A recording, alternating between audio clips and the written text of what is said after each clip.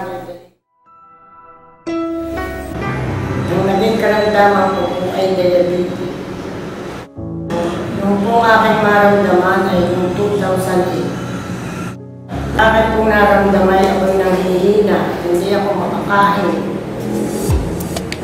At pagkatapos ay ako'y na-hospital na ang sakit ko ay diabetes ay ako'y hinatulan ng doktor na tuloy ang paa.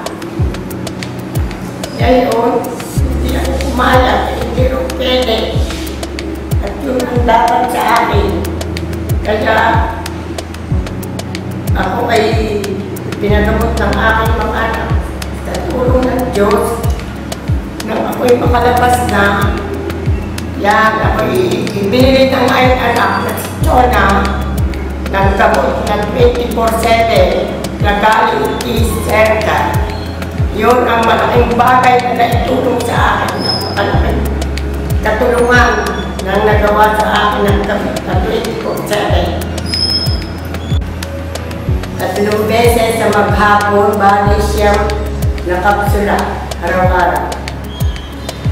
Ang akin pong naramdaman ay lumakas ang aking katawan at hindi na ako naoperahan sa tulong ng 24/7. Ako po'y unang-una ay nagpapasalamat sa Panginoon Diyos at ako'y gumaling, lalo-lalo na sa Global. At ako'y pinagkalubang, yun ang nagpalakas sa akin. At nagpalakas ng aking loob at ako'y gumaling.